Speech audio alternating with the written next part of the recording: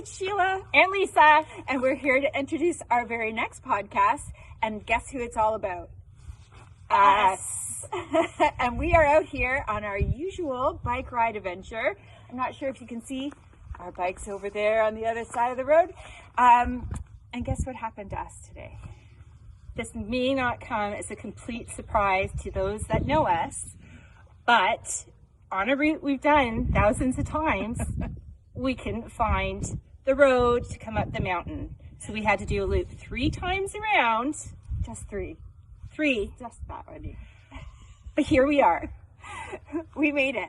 And we are on our way back towards home. And we thought we would stop and share our story with you. And you could come and join and share more stories with us on the Gab. So see you soon. See you soon.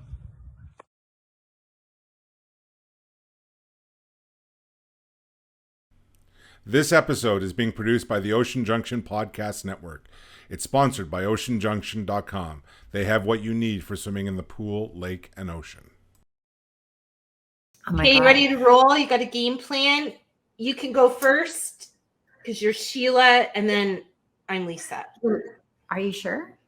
Mm-hmm. I thought I was Lisa.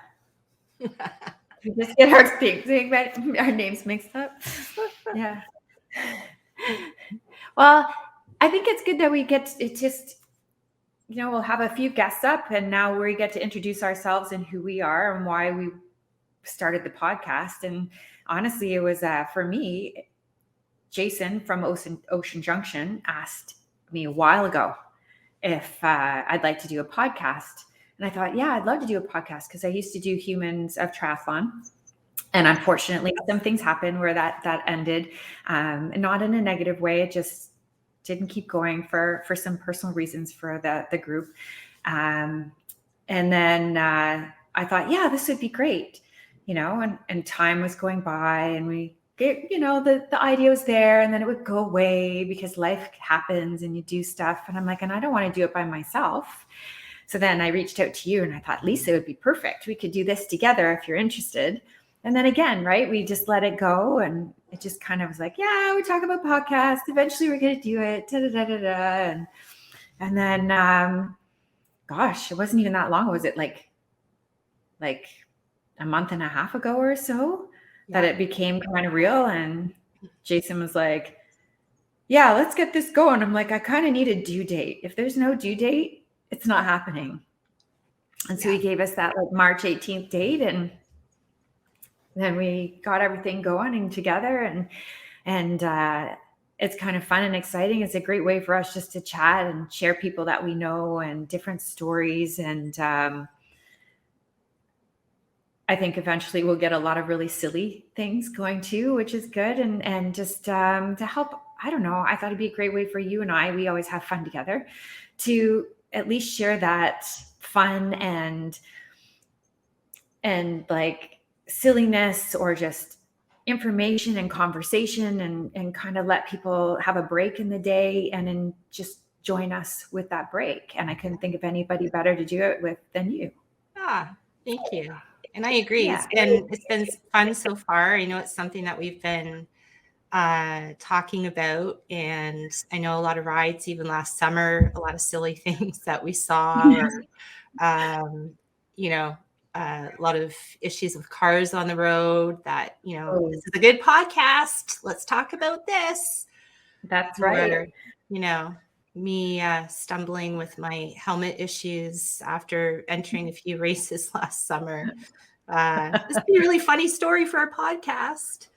So yeah, it's been fun, and I think together, we have fun together and have shared a lot, and commonly know a lot of people with great stories, and I'm really excited to see where this might go. I know, me too. I do think we should get t-shirts made up. We should start giving them out, because who wouldn't want a t-shirt with a picture of Sheila and Lisa on the front? Oh yeah. I think everybody will want that for sure. Definitely. Walking around town. We should get them in higher girl belts. Come on, guys. They can be the gabbers. They follow the gap. Oh, yeah. Oh my God, we Yeah. could have all our Yeah. followers. It could be a following. Yeah. The Are you a gabbers. gabber? Yeah.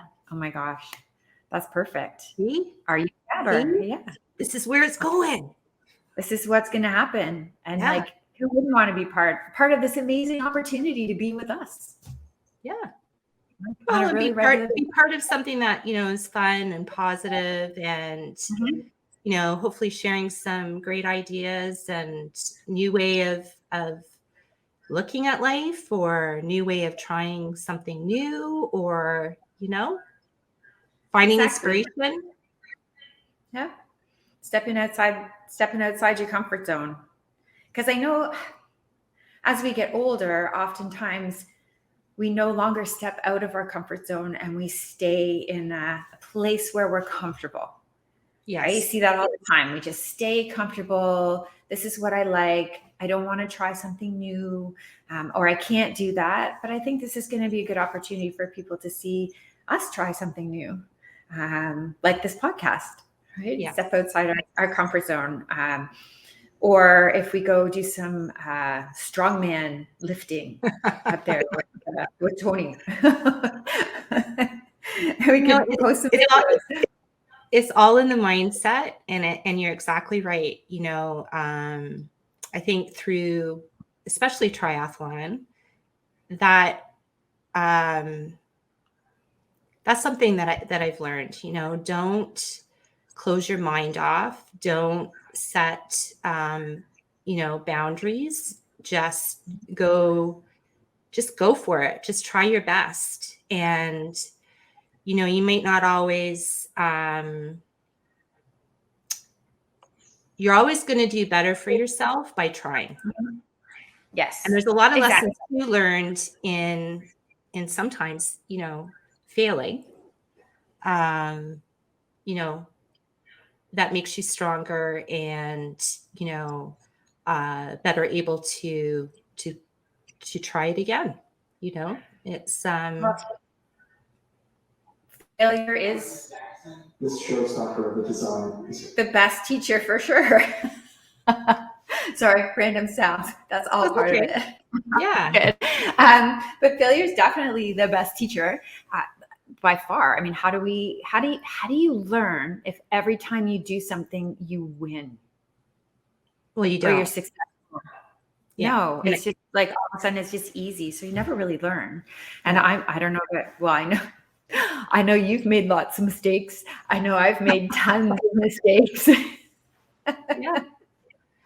But I think it's it's all part of the learning and the experience. And sometimes there's a lot more to be learned from some of the mistakes and failures than when it all goes right. Exactly. Yeah. And with me, there's always a funny story somehow. There's always just, nothing ever goes completely smoothly for me. So I've, built up enough experiences that are can be shared and are quite funny. And, actually that adds a lot to my life too. Well, yes, and it adds a lot to mine because, and I definitely, it brings me some good reminders as what to do, especially for racing. Next time I go to transition and what should be at my bike before I start my race. Yes. Well, we can talk about that. I mean, last summer, after, almost a 2-year hiatus, we had Iron Girl in August. And for sure, a little rusty with everything. And I had a okay swim and came out and put my helmet on, and the rules, helmet has to be on and done up before you can pull your bike off the rack. And right away, a Tri-Ontario referee came over and started yelling at me. And I was really quite stunned and didn't understand what she was saying. And then, as I sort of stopped and started focusing, she was telling me that my helmet was on backwards.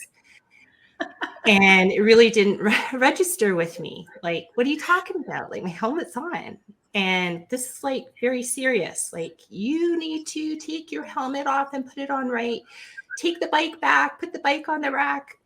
So I have never done that, not even for my very first rookie triathlon. So I had to walk back to the rack, put my bike on. I mean, had I not known, I would have biked with my bike with the helmet on backwards. I really couldn't even tell.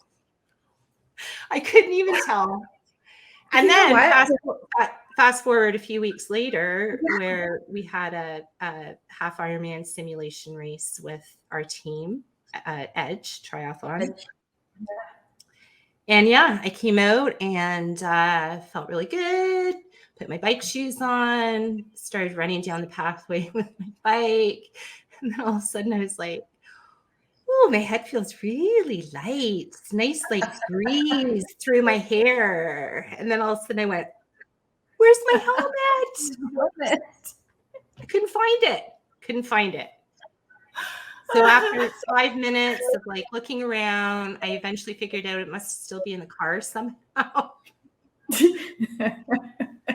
So I had to run to the car, rummage through the car, which was an absolute disaster, and finally find my helmet, and off I go. So you know what, though? That's the best.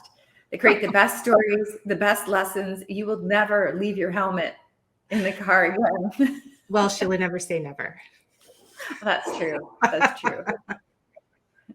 I do have a couple funny stories, but more one that I learned a lesson that I really need to know how to change a flat myself.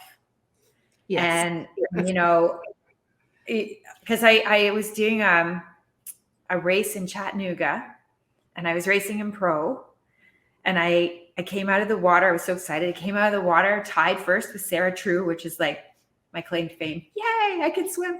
And then I came out there. Amazing. And then I got on the bike. Yeah. And I was still in second place behind Sarah, like, I don't know, 8 to 10K in, which is pretty good. No one had passed me yet on the bike, because usually that happens pretty quickly. And I was like, this is awesome. And then we had to go up and around this corner, busy corner with cars. And so there were volunteers there. And all of a sudden my tire's flat. And I was like, oh my God. And there had been a pro vehicle that was riding with us. Yeah. So I thought, okay, they're going to change my tire for me. But they didn't see me stop, and they kept going. And I'm sitting in this person's driveway. All the traffic's going. The volunteer's like, I'm going to call the car for you. And she couldn't get a hold of the car. And I'm like, oh my God, I'm going to have to try to change my tire. And in my brain, I'm thinking, how do I do this? How do I do this? Eventually got it. I'm like crying, going, I can't. How do I have to do this? I'm watching all the other girls go by. They're like looking at me. And then I finally get the tire changed and ready to go. I get to go on my bike to start, and it's a slight uphill. But because I hadn't changed my tire before on my own, really, I forgot to put the gears back to easy. Yeah. And I go to push, and I fell over like this. Boom. Right on the road in front of everyone, the cars, the bikers going by. I'm like, do I even get going, or do I just call it a day now? But the kids were there watching and waiting, so I didn't call it a day. But it definitely teaches you a lesson. Like, you need to learn how to do all of these things, because no one's going to be there necessarily to help you do it. No. Sometimes you have to know how to do it correctly. And if someone's there to help you, fantastic. Yeah, it's better. But if not, you got to be confident in knowing you can do it yourself. So I think failure definitely taught me a lesson that day. Yeah, I had a similar story, but unfortunately, it was actually in Wasaga, and I had gone up with a friend to race, and we had pulled everything off the bike. You know, we had stayed in a hotel, and I got out on the course race day. Back tire is flat, and then all of a sudden I realized I didn't have my saddlebag, and like, what am I going to do? And there was actually a couple racers that stopped because, you know, I'm an age grouper that offered to help. And I was just like, no, it's okay. Like, I didn't want to take away from their race. So I waited for road support, and it was very delayed. And similarly, I thought, what am I going to tell my kids? Am I going to throw my bike in the back of the truck? I've lost at a minimum 25 minutes now. On an Olympic distance race, that's like forever. Yeah. Yeah. It was a list of debacles. The support truck showed up, had an extra tube, but didn't have a pump. Oh no. Yeah. And then they called, and then anyway, very long story. And one of the road officials showed up on a motorcycle. And at this point, I've been standing around, my legs are, sort of like cold. Mm-hmm. And he said, listen, you got two choices. You can get a ride back and just do the run, and it's a DNF, or you can just get a ride back and it's a DNF. Or I will follow behind you and ensure that you're safe on the road, and you finish the ride, and you go back and, you do your run. And same thing, I thought about kids. What am I going to tell my kids when I go home? That I quit? Yeah. That this didn't go as planned and I gave up?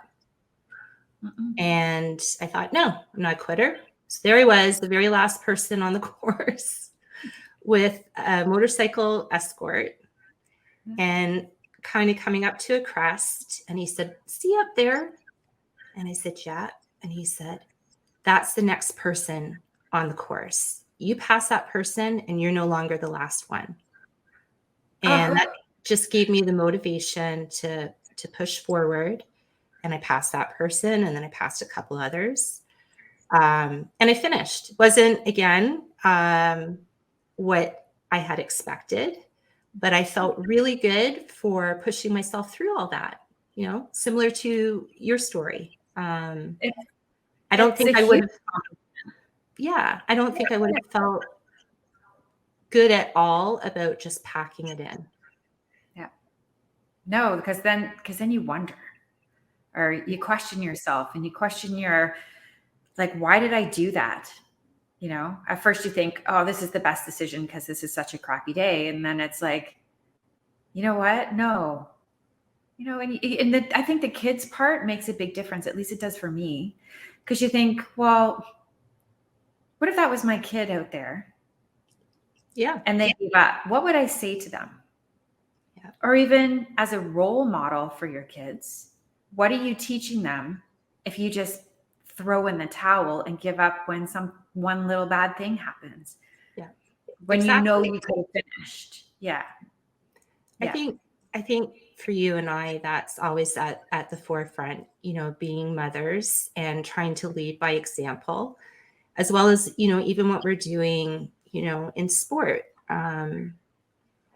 certainly for our daughters, but also for my son, to show that you can have a career, you can, find, follow some passion and achievement in things outside of work, and, having all of that balance as well, not having, and as a mother, by far, that is, I would say, my greatest achievement. And I have loved being a mother to my two. That, is number one in my life.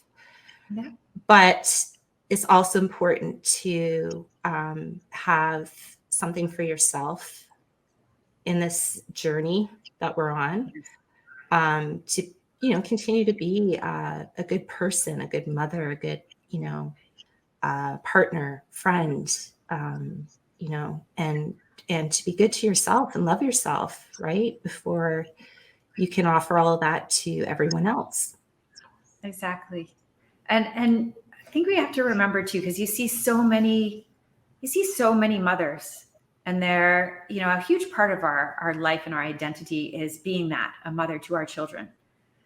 But eventually, I just had this conversation actually with Rowan, who's one of my three girls, and Avery the other night, that, eventually they're not going to be in the house anymore. Right. And what do you do then?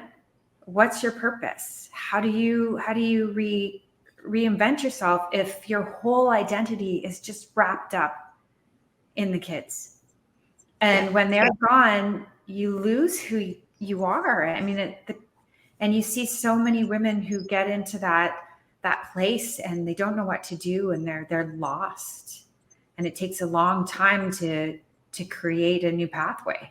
So I think it's important to maintain your own identity along with that identity of being a mother throughout the whole journey. Yeah. So that you can have a transition that's, not as painful when the kids go away. And you and I are both started that transition with our oldest girls, right? Yeah. We did. So, yeah, both of our girls attend the University of Ottawa, and they're in their last year. Unbelievable. Yeah, and they're talking about staying there. Yeah. And for us, we're not in Ottawa, we're in Niagara, so it's a good 5-hour drive on a great day. Yeah. A lot longer on a not so great day to get there. So it's not like a hop, skip, and a jump over to see them. So it's you got to think, oh, when am I going to see them next? I do think that, but I actually last night was talking with some friends, and the fact that Kari's going to be staying in Ottawa, Lake Taylor, and I wish it was a little closer, as you said, the distance and driving. It's not like you can just pop up for a weekend. Mm-hmm. It really has to be a long weekend. Yeah. But I also feel a sense of accomplishment, and I'm proud to have a young lady willing to and able to be independent now, start, for both of them to start their careers, live on their own. And, it's such an exciting time for them to start building their own life. And you and I have provided, that for these girls, obviously with, extended family and partners and that sort of thing. But, that was like, just sort of, it hit me like, I'm really proud to have this adult that can, carve out the beginning of their new life for themselves. And that's really amazing. And you should be very, very proud as well, because you did that. You led her into that direction. And it is a little sad on one part that they're not going to be these little babies anymore that you can just cuddle and hold, and the little pigtails and all these things. But you're right. The other side of it is that they are independent. They're contributors to society. They're strong, they're smart, they're independent, and they are going to start their own new life. And we did that. We helped. We did that. Yeah. And technically, our job is to nurture them to the point where they can leave us. Yes, 100%. And then come back later and take care of us when we're really, really old. Hopefully. Hopefully. I really am hoping to get old. I really am. And I hope it all works out with some health in my favor. But this should be all helping. This, being active and just good for the mind and the body, right? Mm-hmm. I just got my coffee filler, came over and refilled my cup. Are we back on this? Where's my coffee filler? I don't have a coffee filler. I know. Where's your coffee person? What the heck is that? What is dog doing? Diet Coke's pretty good too. Home alone. But I think another thing to touch on is just, we are who we are too because of our moms. And I think that's another thing that you and I have bonded over, having different but very similar in many ways experiences in losing our moms, who were big forces in our lives, and even just shifting into what was the start, I guess, of a different fitness path for me was after the loss of my mom. And, I was struggling. For sure, it was a huge grief process. I did choose to find gratitude in that path, journey that I was on, just to be grateful for this amazing lady that I had for as long as I did, and to have known her and her love, and that going forward, I would strive to be just as wonderful as she was. And I think obviously that shaped the mom I am today in many ways. But even dealing with that and going to my family doctor, and Dr. Benson, and he held my hand and he said, "How are you doing?" And I said, "Not very good." And he said, "What are you doing for yourself?" Yeah. And you need something. And he said, "There's a new running group in town. I'd like you to give that an idea, consider that." And I said, "I'm not a runner. Like, I played soccer for many years, but not running." Yeah. And he said, "I want you to promise me that you'll go give it a try. Something new people." And I did promise, and I went, and it turned out to be one of the best things I've ever done, and it introduced me to an amazing, supportive, and positive group of people.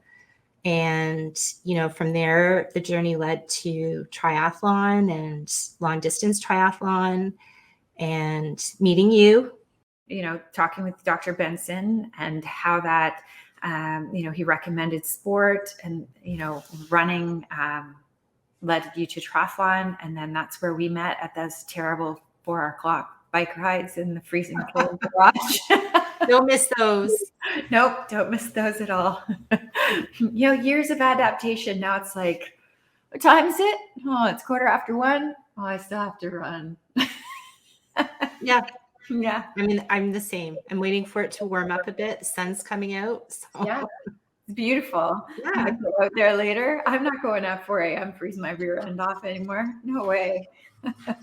Exactly. Transition. But my mom also passed away too soon. Yes. Yep. I was pregnant with my youngest at the time, Avery, when she passed. And, I had become, my identity was a wife and mother, do everything I needed to do to keep the household happy, if you could do that. And she saw something there for me, and she could see the sadness, and she knew there was something not right. And she said, like, don't give up your life for others. You need to live and do things, and experience things. And she said, don't be trapped. Yeah. Don't be trapped by others, and find a way to do the things that you want to do. And, it took a little bit, it took some time, but, I never forgot that. And it did get to a point where I did feel that way. There was no living for me. Like, I didn't have an identity outside of just that small house. Right. And what I needed to do, and what boxes I needed to check to try to keep the house happy. Right. And, with help from my younger brother, who had started a swim team and a master's group. And he asked if my sister and I would swim for him at provincials of their team. And I hadn't touched the water other than to bounce up and down for 13 years. Right. And I said, okay. And that was my step back into into sport, and swimming led to triathlon because the coach that we shared was also the swim coach that's how I got into triathlon. Right. Said if I probably need some little more help to get back in shape, that I should start cycling and running. Meanwhile, in his brain, it wasn't to get me back in shape. It was like, how could we get this person into triathlon? But and that ended up being the journey. And had I not met it, then I wouldn't have met you potentially. That's right. Yeah. Yeah. So that was how that kind of ended up for me, and how my mom's, what she said to me, before she passed away, and through my sister as well, because she reminds me Yes. of that too. Started to do things for myself. Yeah. Which is very important, and you've built your identity, and you've done amazingly well at, in sport, but outside of that as well, like following other interests and passions. And, I can say for the time that I have known you, I have seen you take a little bit more on for yourself and flourish, in life. And you're in a really great place, and that makes me, as your friend, very happy to see. Well, and you have been a big part of that transformation over the years, and I'm so happy that I met you, and that you were the first person that I thought of when this opportunity came across the table to do the podcast. I didn't want to do it without asking you to be my partner. I think that's one of the great things about, again, just sport and being involved in, these positive, supportive environments, these wonderful friendships. And this was just, our paths crossed, and it was just so much to connect on and, build on. And, even our families, integrating that as well into family friendships has been just really, really wonderful. And, again, with sport, how we met, there can be a focus on a variety of different things, but for me, that's what I'm most grateful for, is our friendship and the many other wonderful people that have just brought so much to my life. And I feel the same. And I didn't have a ton of close relationships growing up. And I even found and I'm still friends with some of the people that we used to swim, but I find as years go by, we grow and we change. But when we're younger and you're in sport, there's a lot of, and not even in sport, just high school, girls in high school, right? They can be kind of nasty and mean sometimes to each other or behind your back or whatever it might be. And you don't feel comfortable, and maybe you don't have those relationships that build then. And sometimes you have that thought in your head, that's what's going to be like when you get into sport later on in life, but it's completely different. There's not that same competition between each other. And it's like you said, it's more of a support system, a camaraderie, a way to help each other. Yeah. And it's wonderful. It's such a great support system, and to have such wonderful friends, and to meet so many fantastic people over these last 6 years. It's been incredible. I wouldn't change that for anything. And and you're the highlight. So I think the same. Yeah. We've had a lot of fun. We've had a bunch of road trips. 2019, that's we didn't even know what was coming with COVID. And I know. Summer, look what we packed in, right? We did a lot with the going to Placid to cheer on Marcel, our friend Marcel. We did Mont Tremblant. The half. You were still racing as a pro. So my highlight was you dragged me along as the middle packer age grouper. And I got to sit at the pro meeting, and I got to meet Meredith Kessler and Marinda Carefrey. Yeah, that was so cool. Yeah, and then we had Placid, and then we had your full back in Tremblant. And Tremblant, and that was, oh my God. Okay, that's got to be we're going to do a podcast just on the stories from those events, because they're pretty funny. Just like the whole situation, like the wine to go and Placid, the wine to go, the border crossing. Yeah, we'll probably have to do another show on that. How about my chain being on backwards for the first Tremblant? And I'm like, why is this bike so hard? Yeah, that was not good. Or even like getting up at 4 a.m. or whatever it was to get ready to go to the race start for Tremblant, the full. I'm like, can somebody drive me?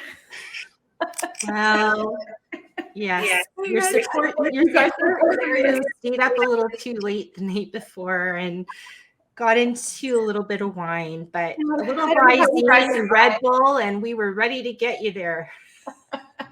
I would have found a bush and had a nap. I don't know where you guys would have been.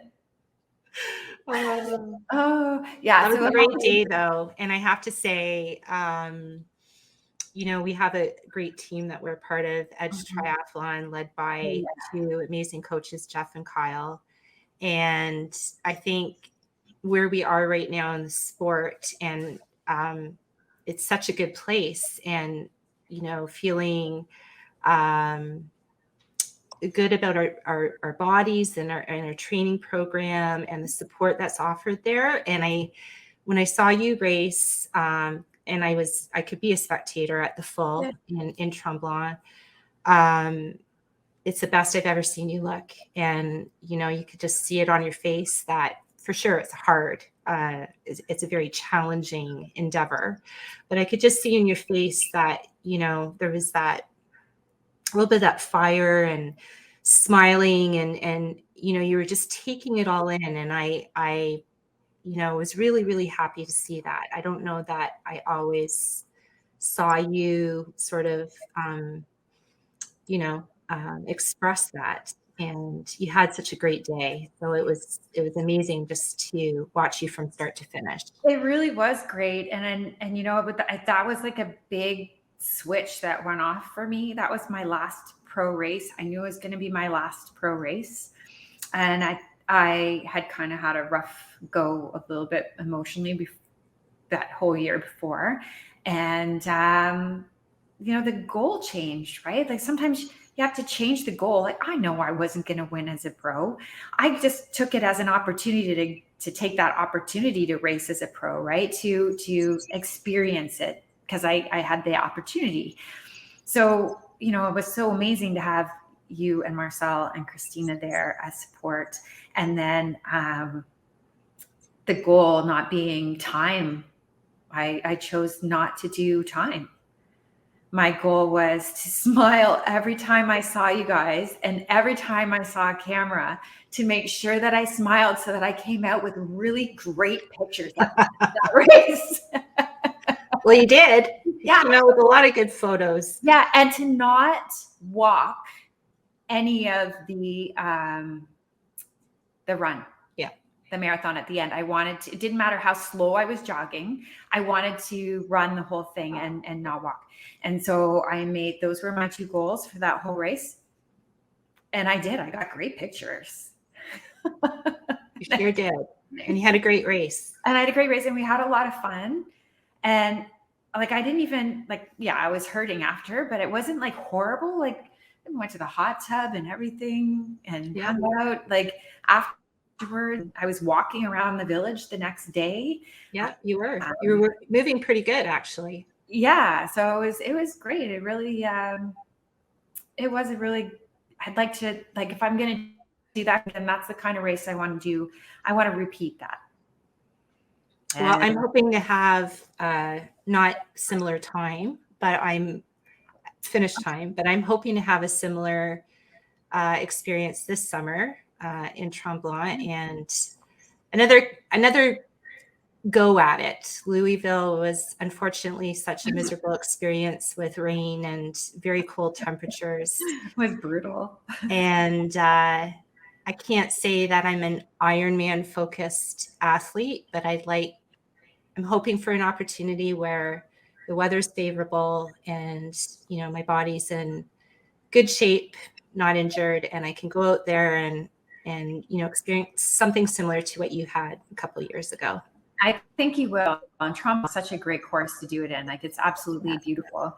I have done it once where it was pouring rain the whole time, but the good news, it was warm the entire time. So it wasn't that bad. So you will have, no matter what, whether it's raining or the sun is out, it's going to be amazing. And you're going to have some cheerleaders, and you'll have, well, you don't even have to worry about that. You always have the best race pictures.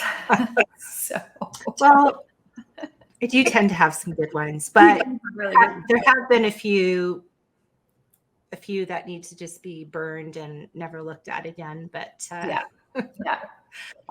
yeah, I try to have fun and, chat to people along the way and, make the most of it. So That's good. Yeah. That's good. Well, I'm looking forward to it. And I'm looking forward to training this summer and going online by Friday again.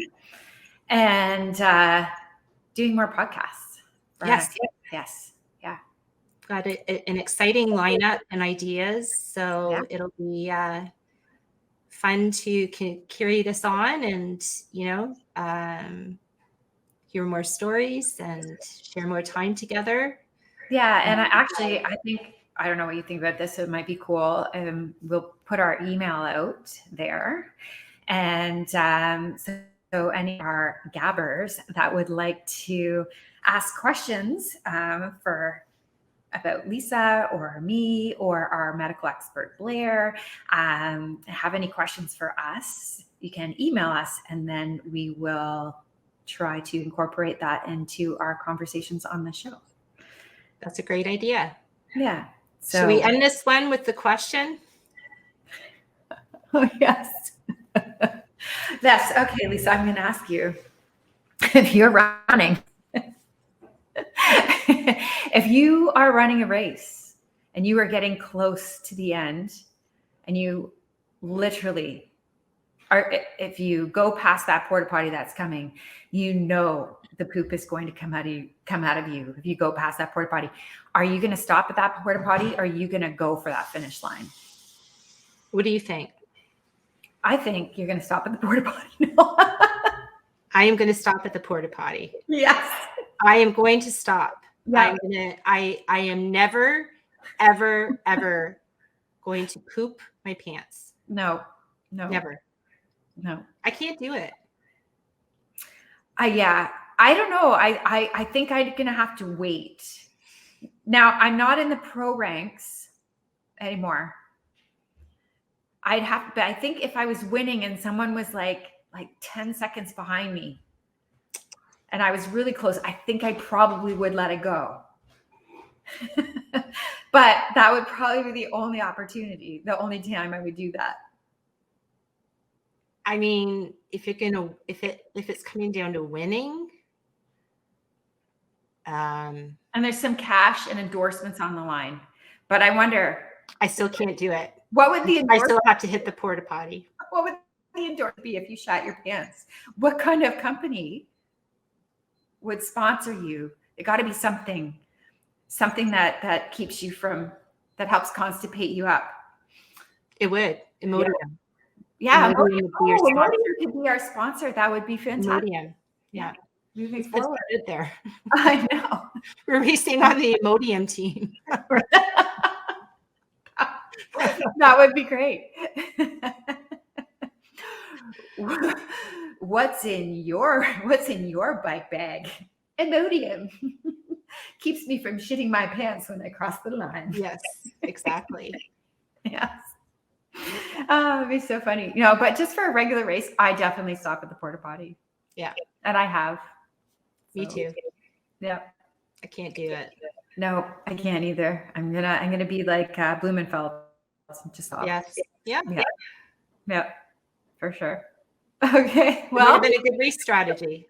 Anyway, yeah, great chat. It was good chatting. And yeah, we'll be back again soon with the Gab. With the Gab.